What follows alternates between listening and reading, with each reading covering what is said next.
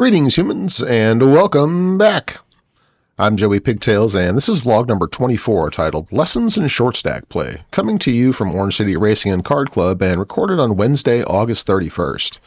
This is my third attempt recording a 200 to 2K challenge. I'm starting off on the 2-5 table as I wait for the 1-2 to open. I didn't get footage of the very first hand I played, where I doubled up with ace-10-9-8 double suited, flopping hard and boating up to more than double, and now I find myself looking to capitalize on that and run it up. How will it go? First, I want to talk about mental health real quick. This is really uncomfortable, but I think we need to talk more about this as a community.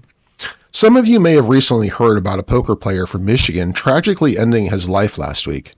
I didn't know Jason Kapoor personally, may he rest in peace, and I cannot speak to his specific situation, but what I do know is that depression and anxiety are real, and many of us suffer from these debilitating mental states on a regular basis. The events and situations that led to people like Jason and myself developing depression and anxiety can vary wildly, and how these things affect us is also quite different. States of depression can last days to weeks to months for some, and the intensity of these emotional states can be debilitating. It's part of the reason why you all don't see me at the card rooms for periods of time, followed by weeks of daily sessions. The battles that we fight in our own heads, the battles that you all cannot see, are more stressful than the battles we fight on the felt. For those of you who also experience these emotions, I want you to know that you are not alone.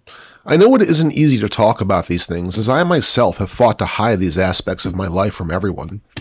Hear me when I say this. It's okay to admit that you are not okay. But don't stop there. Talk to someone, a friend, a family member, a therapist. Talk about it. For those of you who don't suffer from depression and anxiety, I want to reiterate another message. Be kind. Everyone you meet is fighting a battle you cannot see, and one kind and genuine interaction can literally change someone's life. Alright, let's get into the hands.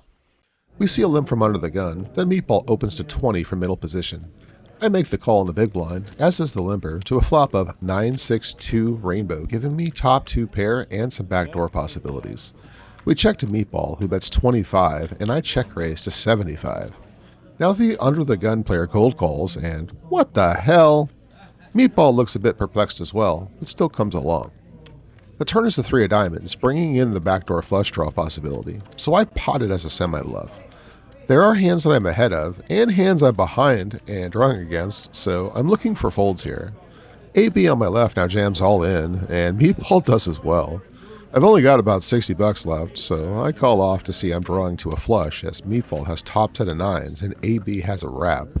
When the river comes to king of clubs, we both get the bad news and have to rebuy. In the next hand, I'm over at the 1-2 game.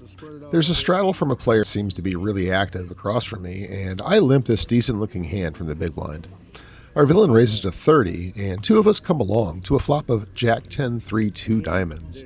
I check, and our villain jams for $41. The other player looks uninterested, so I go ahead and call, and we see a run out where he hits diamonds and I brick my wrap. This is my second bullet of 3, and being short stacked again, I'm looking for spots. I see this nice rundown hand and decide to open to $20 from the small blind over a couple of limps, which sees 3 calls. With $80 in, we see a flop of King 10-8 2 hearts. I've got a pair and a flush draw, and I'm short stacked, so I'll go ahead and jam for $73. It's folded around to the button, who tank calls with top pair, a flush blocker, and a gut shot. I brick out, and he hits 2 pair to take this one. Okie dokie, let's fire bullet number 3. I've moved over to get a better camera angle and look down at this interesting hand while we are shorthanded. Our friend Monty opens to $15 from the small blind over our limps, and 3 of us come along.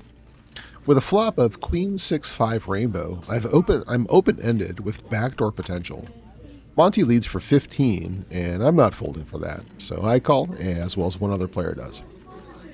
With 105 in, the turn is the 4 of spades, and I now have the nuts with a redraw, so I go ahead and jam my $85 in when checked to and take this one down. We see a limp and then an open on my right to 25, and I go ahead and call with this suited ace combo. It's not the best, but it's what I'm working with. With an ace 3-5 flop, my opponent on the right now jams for $60, and I make this call for some reason I really can't explain. The board runs out with a queen and a jack, and he turns over top 2 pair to take it down. That was a $60 punt. The very next hand, I look down at ace, ace, king, 3, 3 spades. There's a limp and a min raise on my right, and I repop it to 30, which sees 2 calls from the players on my right. On a flop of 5, 6, 5, 2 spades, I have a nut flush draw and a paired board with aces. I rip it for $66 when check to, and both players fold after a bit of a sweat. I'm going to talk about this more after the hands, but this is a prime example of short stack decision making and why I'm not liking it. I open at $20 over a limp and with single suited aces and see 2 calls behind. With a flop of Jack 10 3 rainbow 1 spade, I flop nothing but an overpair with blockers to wraps. I lead out for $40 of my $130, and I end up seeing 1 call behind before the other player jams. I stick my money in to see my opponent roll over top set of jacks, and I'm drawing really thin. The board runs out spade, spade, and oh shit! This is what it feels like to get it in as a massive underdog and win? Let me take this in for a minute. Man. In the next hand, I look down at some decent queens from the small blind. There's a limp fest in front of me, and I call since I'm out of position, but a raise is probably better. With a flop of king 6 queen rainbow, I've got second set and some backdoor potential, so I go ahead and lead for $20 looking for some action, and end up getting 1 call. With the queen of spades in the turn, I've got quads, baby. I bet again, but my opponent folds. I go ahead and show the hand since I qualify for the high hand promotion, and I end up holding on and winning an extra $400. Aw, yeah. Bomb pot time! We're doing this 4-handed, so not many players. I show my hand to Gracie next to me so she can sweat this hand, and we're off to 2 flops of 9, 3, queen, 2 clubs on top, and 9, 7, 3 rainbow on bottom. I've got a set on each board. I end up getting it all in with the player on my left, and the board runs out, and we end up showing our hands. My opponent ends up hitting straights on both boards to scoop this. And that hurts. That hurts. Here's another example of short stack decision making.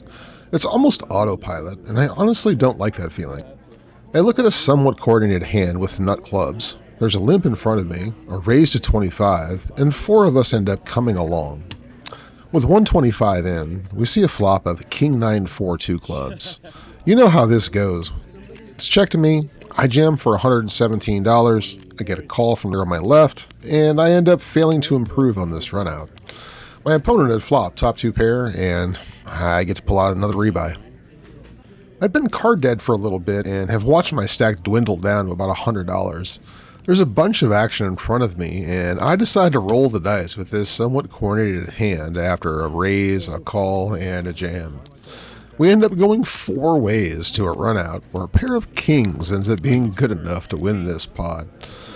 Alright, I've got one last rebuy in my pocket from that high hand I won, so let's go ahead and fire it and see if we can run this up.